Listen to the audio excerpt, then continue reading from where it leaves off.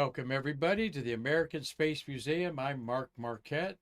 We're so glad you're with us today to stay curious with one of our favorite guests, Terry White. Terry, All right, welcome. it's nice to be here. Well, we're glad you're here. As you A new see, year, a new series of shows. that's right. And you just signed our new guest registry here, where we use a photo of the trust site, an Correct. aerial of that to do that there. So we're always glad to have Terry here. You've been coming on our show for over 2 years.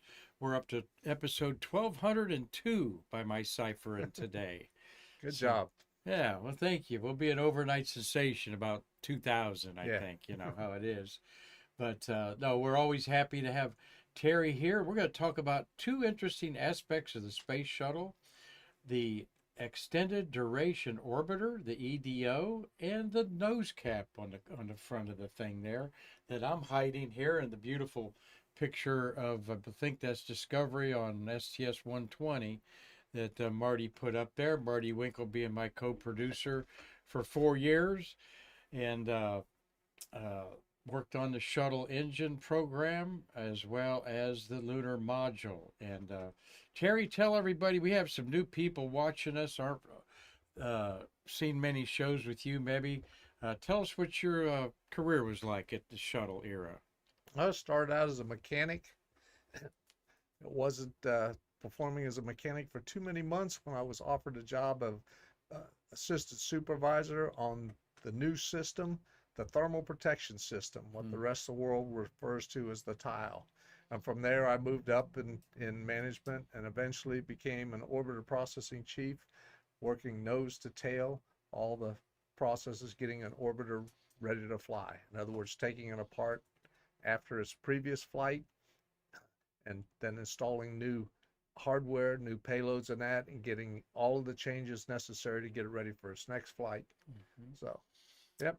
We talk a lot about it was in the Nixon administration in 1972 when $5.5 billion was approved to build the orbiters in America's space transportation system. So it was a startup, like we see startup companies all the time, and opportunities for new employees like you that were ambitious, I reckon, were plentiful.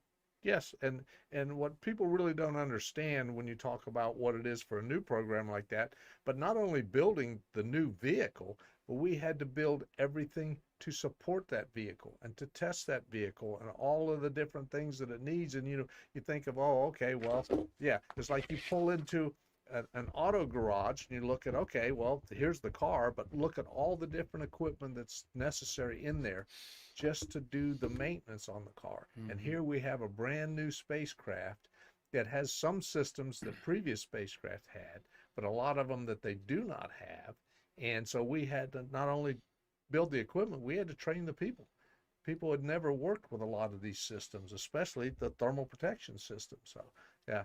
Uh, so there was a lot of assets to the uh, shuttle that were we had to create as we went along with it. There was a lot of lessons learned from one flight to the next. So I'm fast. You bring that up, Terry. I'm kind of fascinated by the floor equipment, so to speak, the support structures that had to be built. And I see Marty's lunar module being built from scratch up in Bethpage, Long Island, and I see these structures that they had to set them on, and they had also gimbal them and stuff like that. And man, these just like the shuttle, these there's a lot of engineering yeah, on well, just those themselves. we had a lot of the same stuff. And then when we found out when we started using it, the things that they had designed did not work.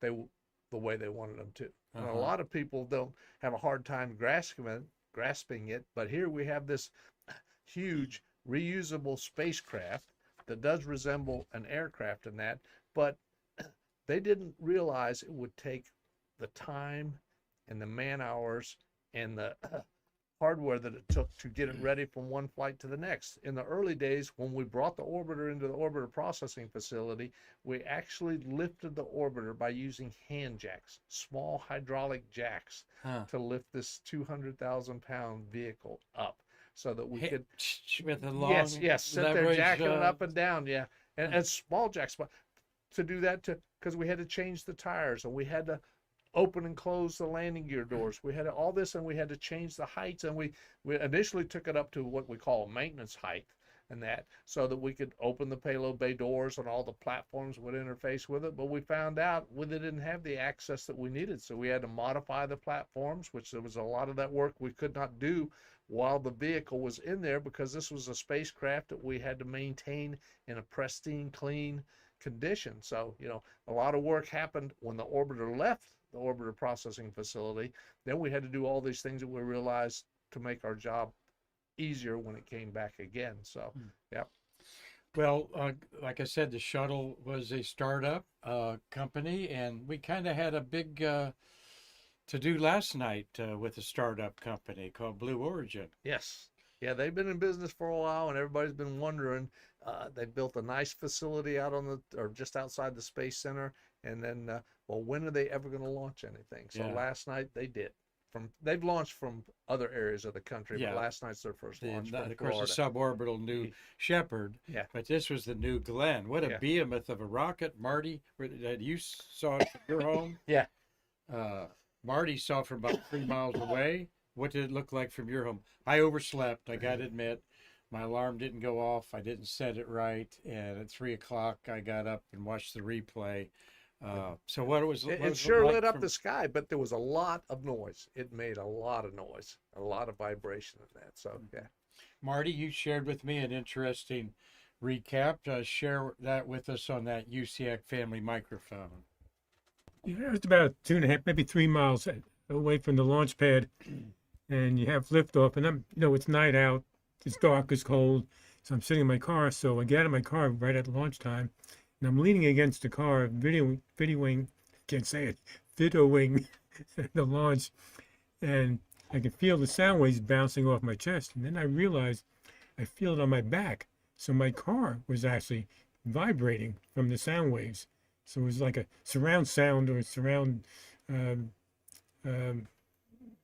vibration around my body. It was really, really unusual for me. It was really, really good. Did it seem to you to hesitate a little bit on the pad? It's planned that way, Terry. Okay. It's a heavy vehicle. Just like Apollo Saturn V, it took 13 seconds to clear the tower. Since I videoed it, I tried to count the seconds from looked like ignition till I could see it clear the tower. It looked like about 10 seconds. Yeah, but that's definitely unofficial. Yeah, that's what people told me when they were watching it. They thought something was wrong because it sat there, and I said, well, Apollo sat there on the pad for a while before you actually realized it was moving. Yeah, when people, especially local people, if they've seen the space shuttle go up, it goes up in seconds. I think it clears a tower in 4 seconds. Once you light those boosters, it's going. Yeah, and then even SpaceX, their rockets clear the tower probably in 3 or 4 seconds, maybe 5 seconds. So it would definitely appear that could have been a problem. It sat there for a long time. Someone told me it looked like it was laboring to get off. Well, yeah, it's laboring, but it's planned that way. Yes. Yeah. Well, I'm showing on my smart tablet Carlton Bailey's photo of that. I thought, gee, I didn't put up CB's photo, and then today's technology. Well, I've got it right here in front of me. So great picture, CB, from his remote camera there. And I know the people from Port St. John, where I live, said that it went in the clouds real quick. So, but noisy, huh? And Marty's talking about feeling something he never felt before. The acoustics of it vibrating the vehicle behind it, yes. What was the, how much thrust does that have, Tom Usiak? Or I'll bet Steve knows. Steve Jacobs is on there. Because after our broadcast today, I believe we're launching a Starship at 5 o'clock Eastern Standard Time, and that's 9 million pounds of thrust. The Apollo is over 7, but this is probably 5 or 6 million pounds. But someone's going to tell me there. Yeah, Mark, I looked it up before we started to stay curious.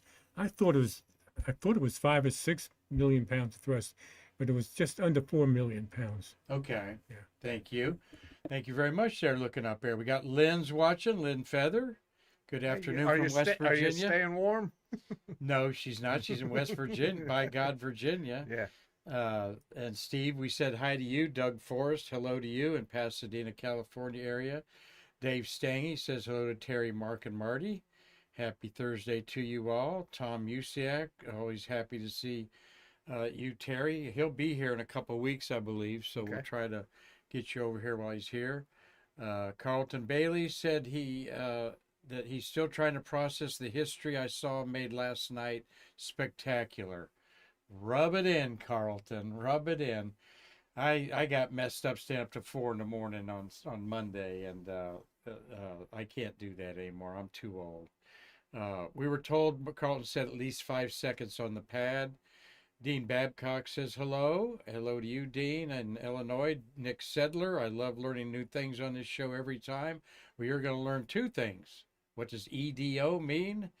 And the nose, the tippy nose of the shuttle. What's that made of, and what's that all about? Tom said, Celentano said it looks slower than the Saturn V, the New Glenn did, and I agree in the replays. And hello, Peggy. Great to learn all the activities today. Your sister there, Peggy Holbert. Good to see her.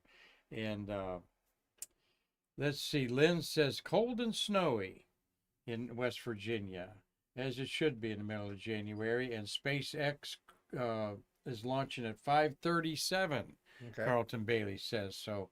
We'll get off here and watch it on there. So, thank you all for watching today. We're going to get to Terry's program here. Show you there the OPF, the Orbital Processing Facility. How many of those were there? 3. Initially, there were 2, and then when we realized that we could not maintain the maintenance that we had to do and the time frame we had to do it in, so we built a 3rd one. So And we can see those when we tour Kennedy Space Center. yes, you can. 2 of them are side by side, just west of the VAB, and one of them is slightly north and east of the other 2. What are they used for today? Well, X-37 has OPF 1 and 2. That's our that's our space plane. Yeah, and Boeing for their capsule on that has OPF 3. Starliner Starliner.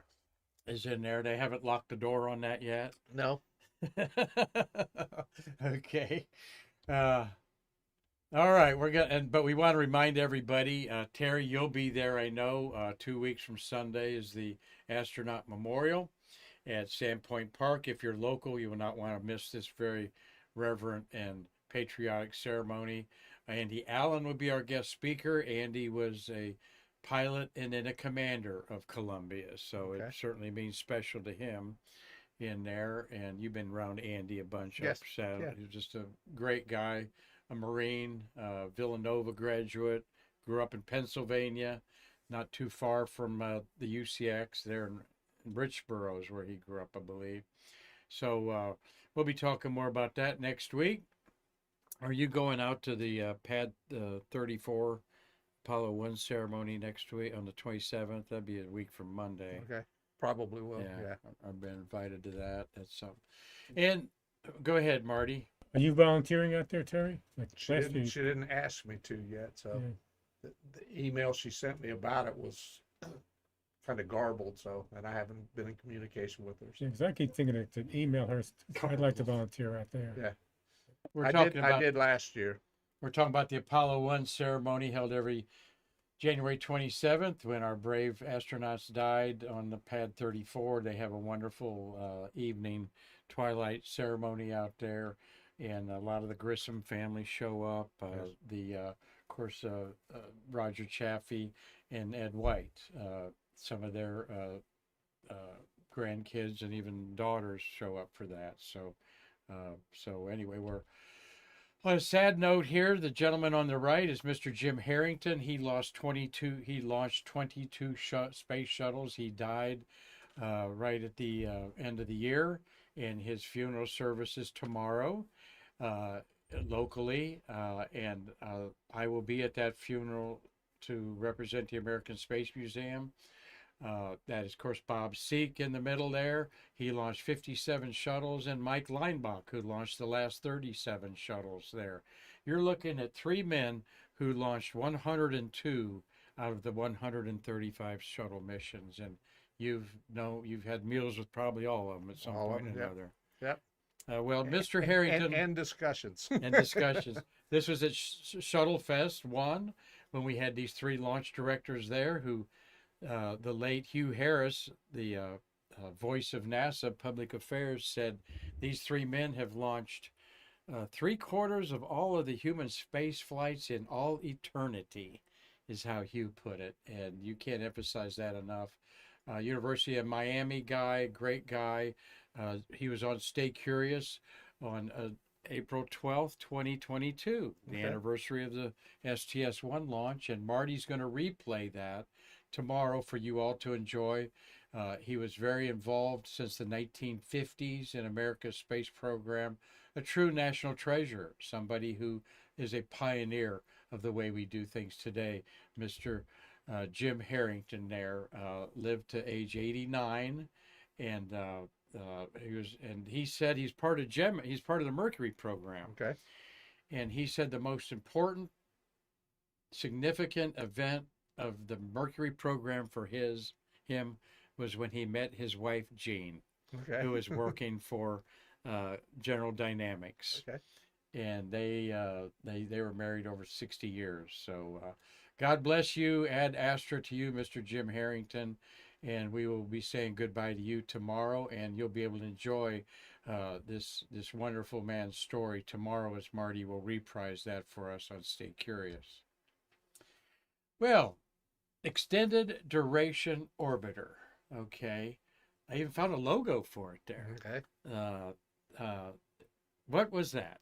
Well, initially it started out before the space station was thought of and that, but it was a plan to support a spacecraft in space with the fuel and the oxygen it needed to run its fuel cells. Okay, it was basically, spare gas and that. So Air and gas. yeah, so they didn't utilize it, but when Space Shuttle came along, then they came out with the extended duration pallet that went into the Well, let's just aft. look at this. Yeah, it went into bays 11 of the orbiter. Now, Columbia was the one that carried it for most of its flights. Okay, it was configured to carry this because you had to do additional plumbing in there so that you could get this hydrogen and oxygen from this big pallet to the fuel cells and that. Now, Endeavour was also configured when it was being built to support EDO. Oh, Okay, so the Alpha and the Omega were the ones that Yes, had it. yeah, and Endeavour only flew the pallet one time. All the rest of the pallet flights were conducted by Columbia, and of course we lost the pallet on STS-107 because that was an extended duration orbit, so they had the pallet in there. But there was one time in a vision to install a second pallet so they could potentially stay up 28 days with the extra hydrogen and oxygen and that they needed. But that never happened. They said no, that was too much weight, and they configured Atlantis, and right before they got finished getting it ready to carry EDO pallet, they decided nope, they didn't want to sacrifice the weight, so they didn't finish the modification, and then they removed what they had done, and they also did on Endeavour. After the one flight, they removed all of the configuration, the plumbing and that supported EDO, again for weight, so you could take more up to space station or more on a mission. So Mm-hmm. Well, the beginning of this space truck in 1981, the first launch, the missions were what? Mostly 5 days. Well, the earlier ones, were 2 and then less than 5, and then but the orbiter could support up to 10 days with its commodities on board. So beyond 10 days, then you really needed a pallet to supply the rest of it. And the pallet was actually serviced here when it was built. It was brought here, and we had a shop in the vehicle assembly building or vertical assembly building, whichever way you look at it, to service this and test it. But we had to test all of the tanks and that for before we could service it. Then it was installed in the orbiter, and final servicing was at the launch pad. Here you see technicians working on it there.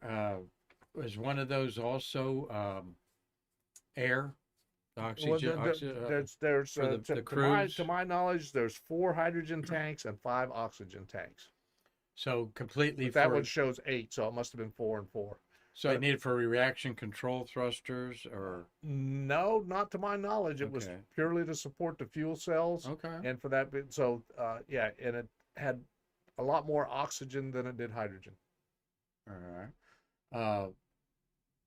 Where these are the type of things found in the recovery of Columbia. Yeah, that we're picking up things that we weren't really familiar with because we'd never taken those apart. Here, I mean, we serviced them in that, but yeah, there was, and because of some of the experiments they were doing, when we found things in Texas, said looks like it could be, but we couldn't validate. Parts of the orbiter we could validate, but when we picked it up out in the field, so eventually some of the stuff we found, they said yes, that was payload related or pallet related. You got a question for Terry about anything about the shuttle? Please chime in on there. John Borelli's up in New York. Limestone, New York, to be exactly, saying hello to all of us. He said it was an absolutely beautiful launch by Blue last night, and it did look cool on the video replays I saw. Also, Carlton Bailey noted as he was watching it through a telephoto lens the colors of the flame coming out of those 7 engines was very beautiful. I've heard other people comment about that too. So, well, here's the EDO, Extended Duration Orbiter pallet behind, and the OM's pods go on top of that, or are they in front of the OM's this is pods? still down inside the payload bay. So Okay. the OMS pods don't start until you're aft of this. So that's in bay 11, and you still got bays 12 and 13, and then you start the end of the payload bay and the start of the aft bulkhead and the OMS pods. That's where the front of the OMS pods start. What would be in there without those there? Well, whatever the mission was, there Okay. would be getaway specials. There would I guess be what's gas. throwing me away is that white wall between the Well, space hab and That's part of the EDO servicing. Okay. Okay. That- That's what's that- actually in bay 11. Yeah. That's what's attached to Yeah. back here then. Yeah. Okay. Yep. Let me go back here. Let's go back. Okay, so Yeah. I see. So- So that's actually white Yes. on this side Yeah. here. Yeah. then, And then the insulated. photos you have there don't have all the closeout because we have to put all the thermal control system blankets on there. We think about the tile and the blankets that protect the outside of the orbiter, but you also have to protect all of the hardware that's on the inside. So that's where all the thermal control system blankets go. Where was the They- EDO they- installed they, at? they look like this. The EDO was installed in the OPF. Okay. That's a thermal control system blanket. Okay, when Columbia was first built, they were all made out of gold foil. But then we went to this type here that still does just as good a job, but there are literally thousands and thousands of these blankets. Some of them are extremely thin, some of them are thicker, but most of these are held in by buttons that are sewn through or snaps that hold all this stuff in. So it's multi-layers. Is it different- Nomex or what is it? No, it's multi-layers of different fabrics, and off the top of my head, I can't quote them, but yeah. As you so- see here, yeah. particularly over here, these Yep. pieces that you can see the layers inside there. But everything on And the this big, would be typically where on the shuttle? well, I would have to look this one up by Okay. part number, but all inside the payload bay. But if you open up the skin of the ship, these are things, but we literally had to change these associated with the payload. So we'd have to remove several thousand of them based on the payload that came out or the payload that was no longer there, and then put the new payload in and protect it with all of these. So William Whiting's joined us. Hello, William. I would wonder can't wait to hear him. I know he saw the launch. The EDO increases scientific research opportunities. Longer missions allowed for more in-depth science research and experiments in space. And again, I talk about to our guests, the shuttle 30-year era can be defined in 3 segments, up to STS-25, which is 51L, when we thought we had a space truck that was going to make money. Yeah. And then that changed. in between was doing the science and And that's everything. where this one was utilized Yeah. a lot. So this one Uh, first flew on STS-50. And then the last third of the Space Shuttle era is the construction of the space station, where the science pioneered in the middle third of it was pioneered in the payload bay and extended there. And The all first the one was different- STS-50. Yeah. I gotta look up the year on that. And how was the longest one up there? The longest one check out the I shuttle think was scroll I here. think was 107. No, was STS-80 was 17 days and 15 hours. And STS-50 was in 1992. The late Rich Richards was the commander of that. Yeah, that one was 13 days. And that was the 12th flight of Columbia in there. So, and you gave us the longest one was 17 days, STS-80, 3 weeks up there. Yeah, and that was in 96. STS-80, that was a long mission to be cooped up there in that cabin and stuff like that. STS-80 is Cockrell, Rominger, Tamara Jernigan. Look who signed my scroll there. Tom, right Tom there. Jones, Yeah, Tom Jones was on that, and Story Musgrave on there. So, and I also have Mr. Harrington's signature right there Okay. on my shuttle scroll here that I've got to retire it. It's been scrolled out there and starting to fall apart. Marty, you've got a question on that UCX family Yeah, microphone. we had 3 questions, and one of them from Dean Babcock.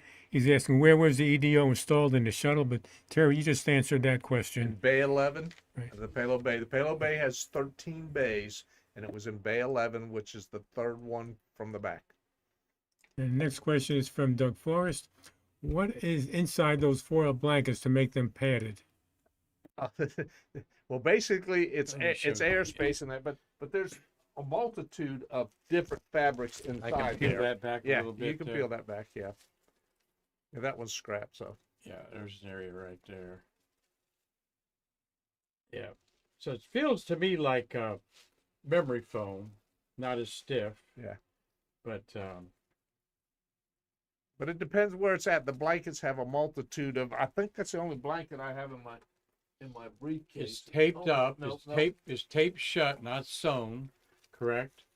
I see a lot of tape on it. Well, this one's sewn, and you can Okay. see this one is nowhere near as thick as the one you were holding. Oh, gotcha. Yeah. Yeah. Okay. So, yeah, the thicker one is probably a little over an inch, and this other one is less than 1/10 of an inch thick. So, is this space flown Yes, hardware? yes. There you can see the parts tag on the back. TCS. TCS, Thermal Control System Blanket. We see a lot of official unserviceable condemned tag material. Wow.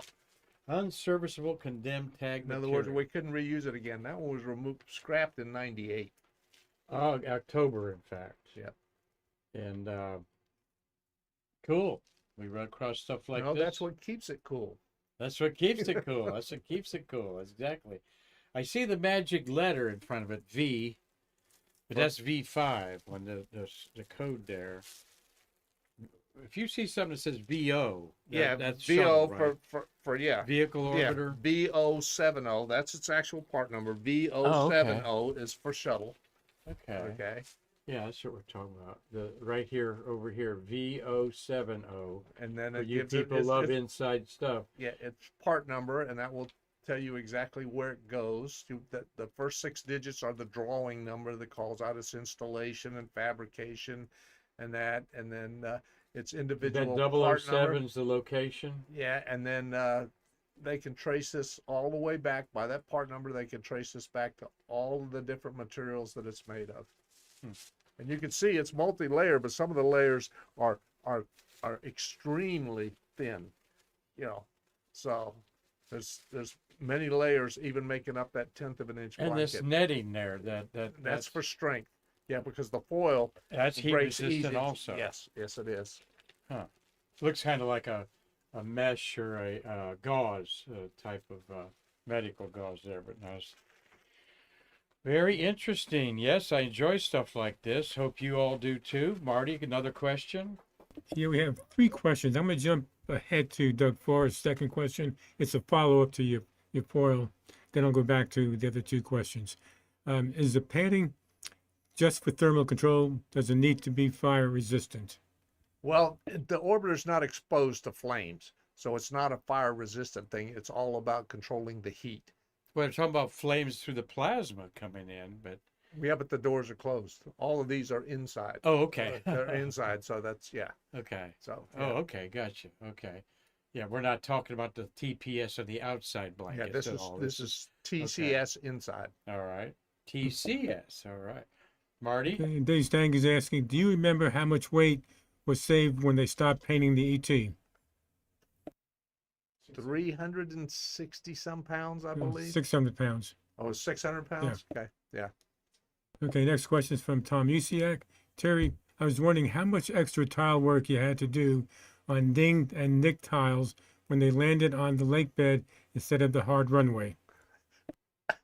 It was significant because they stirred up the small rocks and that actually pitted the tiles, and so we didn't like landing on the lake bed, if it could be prevented, but due to weather conditions and that sometimes, and initially they did because they had a lot more space than they did with the concrete runway or the Well, hard it's runway. SDS3 he's Yeah. referring Yeah, to. well, but- SDS3 out in White Sands, yeah, that one I think we had worse from the debris coming up was the gypsum. I mean, it was like talcum powder, so it got in everything. So that was a big hazard in that. But yeah, you could go back and look just after the main landing gear tires, and you could see all the pitting where it just kicked all those things up against the underside of the orbiter. Marty, I see Dean Babcock's got a good question. Okay, yeah, Dean's asking, who's the manufacturer of the EDO? Were there any special hoses and fittings that had to, excuse me, that had to be used in the installation? Nothing special than the other types of fittings that we already used in the orbiter and that, but my sources think Lockheed built the EDO, but I couldn't confirm that. But yeah, they were the same types of plumbing that we use, excuse me, throughout the rest of the payload bay. You said there had to be extra fixtures, though, to go from these tanks, obviously, to the. Yes, and that And goes. why don't you show us on the model where the fuel cells were?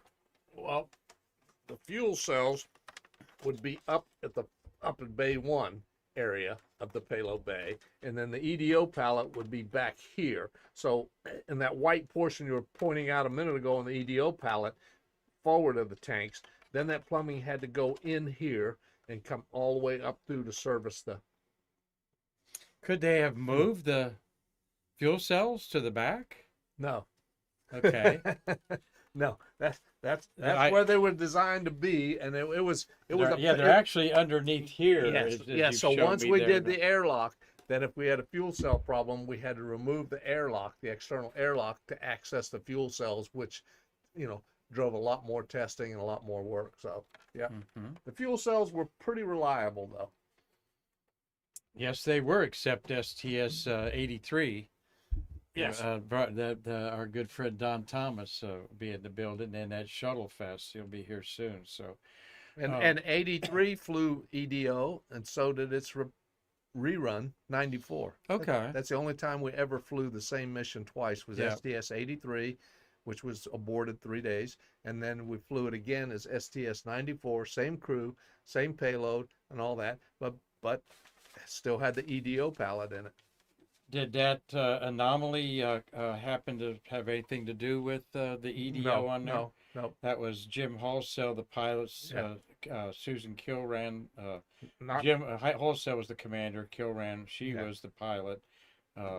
Jim Voss, Don Thomas, Gernhardt, Roger Crouch. We love Roger Crouch, and Linteris, his one and done. Yes, Marty. Well, the EDO was, or Terry, the EDO was manufactured by Rockwell International. okay. All right. Thanks for the fact check there. So now we I won't thought I get saw sued by something- Lockheed. Yeah, I thought I saw something on the screen a minute ago that said came from Rockwell, but I looked it up. oh, okay. And Nick is Sedler's Nick Sedler. Thank you for your compliment there. this is what we do with guests is get things out, and just like the Apollo eras 50 years ago, half a century ago, I rolled my eyes. Wow. Yep.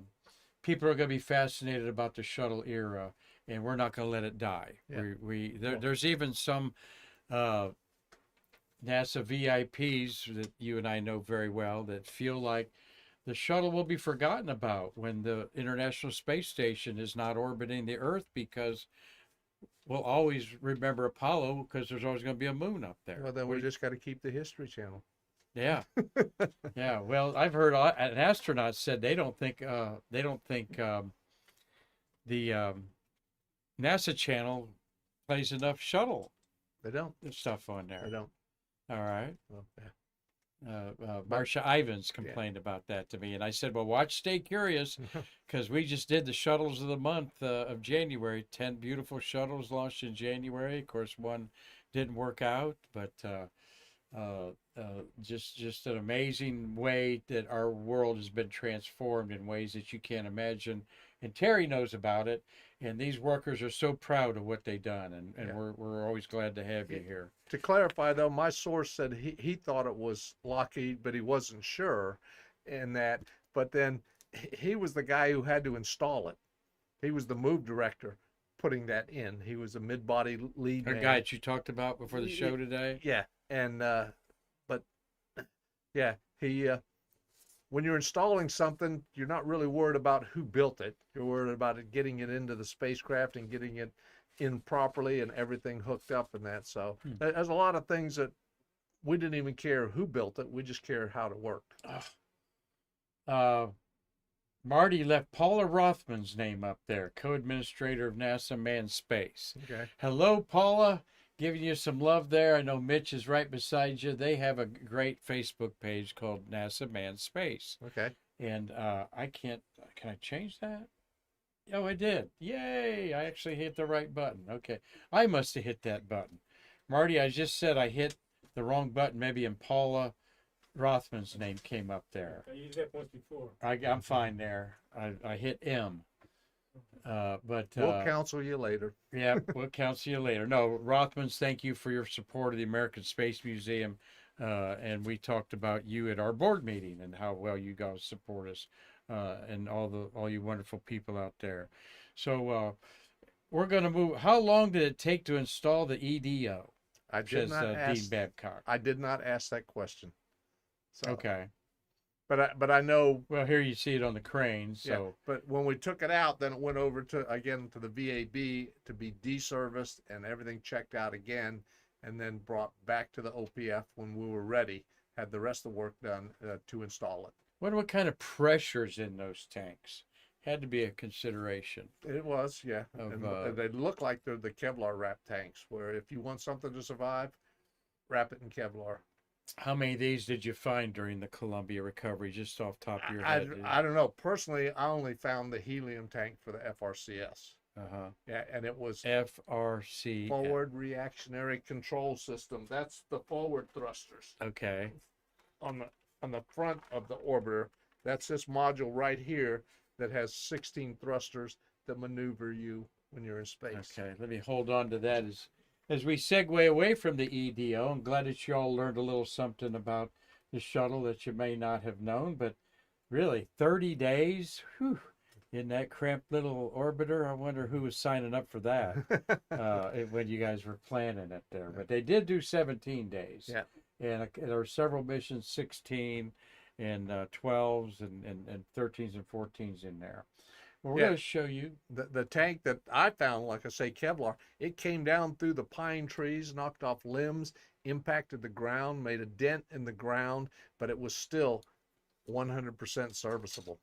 Wow. Huh. Amazing how things survive and stuff didn't. Well, we're coming at you here with the shuttle, and at the very tippy tip of nose of the shuttle, looks like a basset hound looking at you there, is this, the Reinforced carbon nose cap. right there at Yep. the end there. Yeah, you can see the thrusters right there in that picture right above my head. Uh-huh. Okay. Yeah. At any rate, the reinforced carbon sees the most heat. It does see 3,000 degrees on re-entry. So Put it on the table. Oh, you're good. hitting the leading edge of the wings. So Are they made of the same material? same material. RCC, reinforced carbon. Yes. And And it starts out from wood. And it's then rayon cloth is one of the things making it up. But the nose what do you mean cap, it starts the nose out by cap, it starts out as wood? yeah. Wood's behind that? No, Reinforced no. carbon To make the rayon is made from wood. And it makes rayon, and then they use the rayon to make the nose cap. Uh-huh. So at any rate, so that's looking at it. The technician there is working on some of the insulation behind it. The tiles are their own insulation, so they don't need additional insulation underneath. The reinforced carbon gets extremely hot, but it still radiates the heat where the tiles hold it. So that nose cap is extremely hot after landing. I used to have to tell people, don't attempt to touch it. One, you're not supposed to touch the vehicle anyway with your hands, but if you touch it with your hands, your fingers may burn right to it. It's that extremely hot still. But could you walk by it and you feel can the walk heat? by it and you can feel the heat, but yeah, you had to put your hand up close, you can feel it. But people think they need to touch stuff, but it's multi-pieces. If you back up to the photo you just had there, if you look at it, you can see the seam line. So there's the very nose cap, and then it's configured of additional panels in that. Yeah. And it, like the leading edge of the little wing, breaks there you yeah, see are bands yeah, behind the it. leading edge of the wing, that is bolted on. All the rest of the thermal protection system on the orbiter is actually glued onto the orbiter.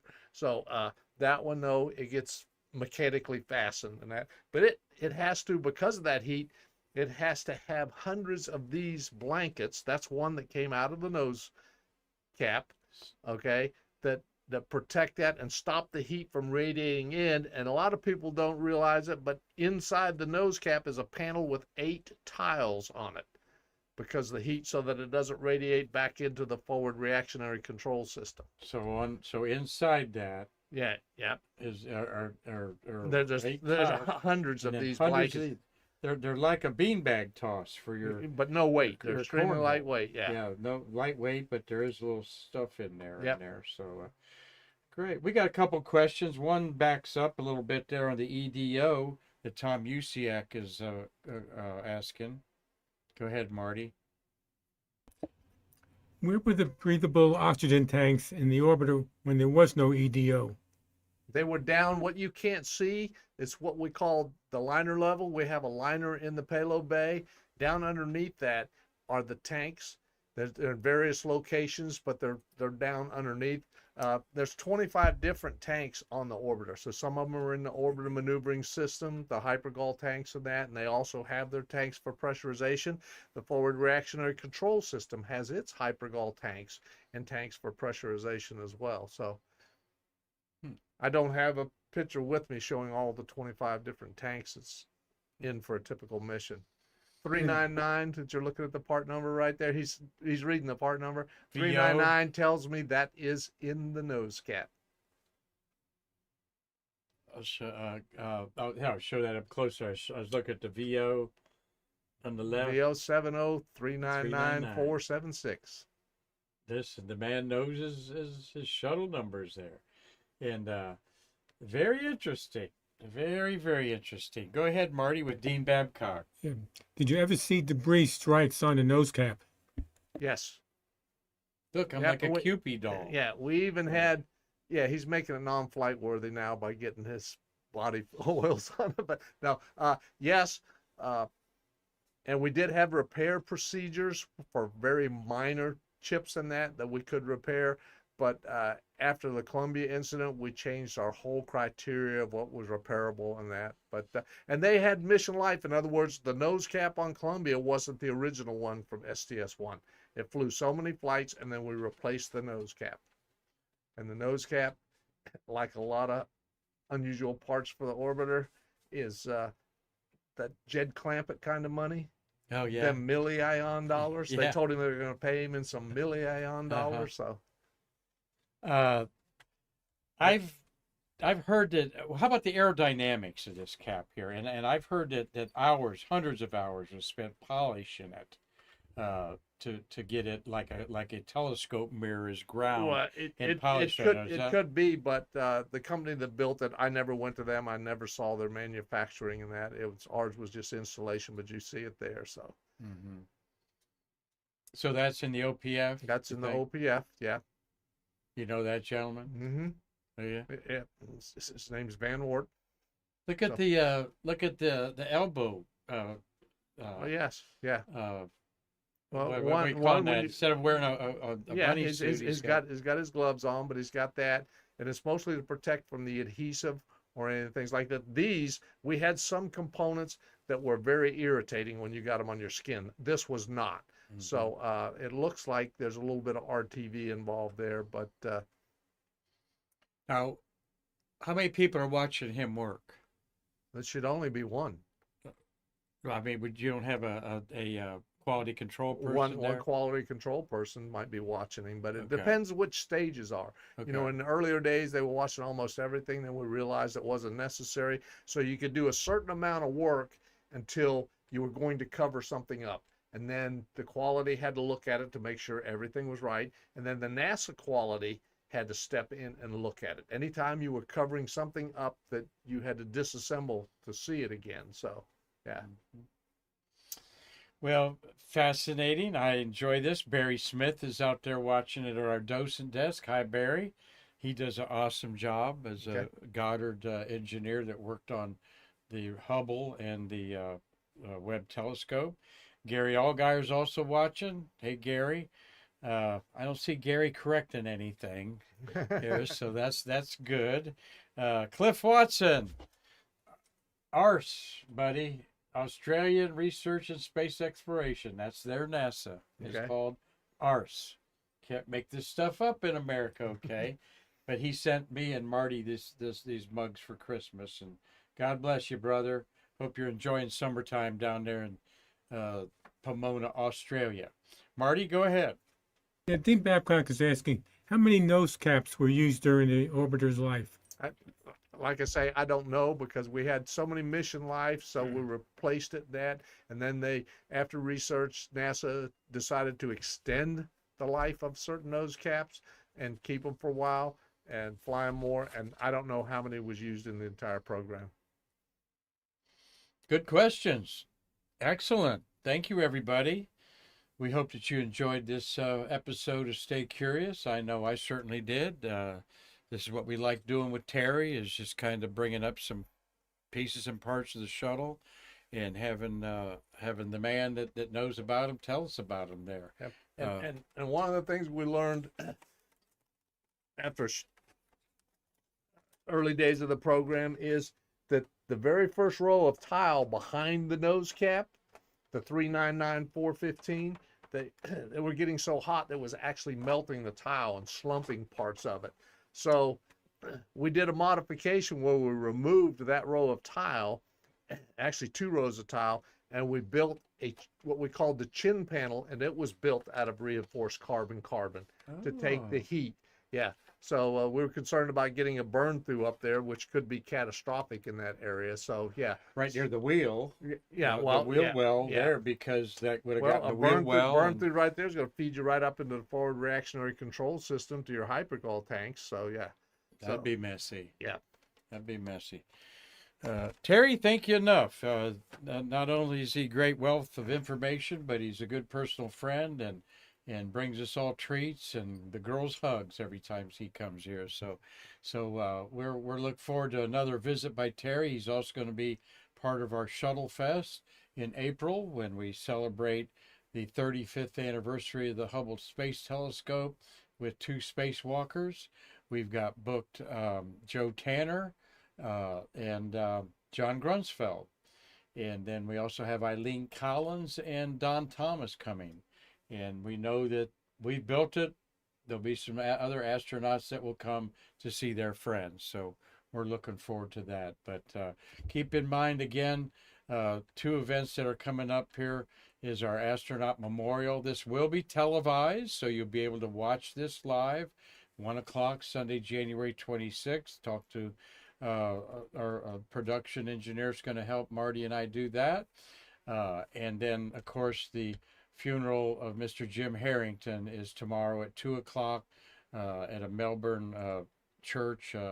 PM me if you're locally. Well, it was on our Facebook page there, but a great guy, lived a good long life, and he'll have a lot of friends there, including these two gentlemen that together. I just think it's so incredible. I think these three men launched 120, 100, what I say, 120, 102 Two. of the 135 shuttle missions there. Mike Leinbach to the left, Bob Seek, and then the late Mr. Jim Harrington.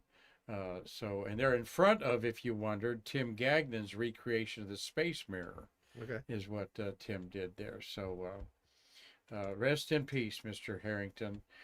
Thank you very much, my friend. Yes, sir. All right. And say hello to your family. Thank you for the treats. And Lynn Feather said she learned a thing or two as she's huddling next to her fireplace up there in West Virginia. And Steve Jokums is up at the Lake County Spaceport in Fox Lake, Illinois, and he thoroughly enjoyed today's show too. And looking forward to seeing you again at Shuttle Fest. Well, Lynn Travis made it back to Poland yesterday, so okay, he was over here for a few days. that's so. your son doing Yes. another tour of duty Yes. in Europe now. So awesome.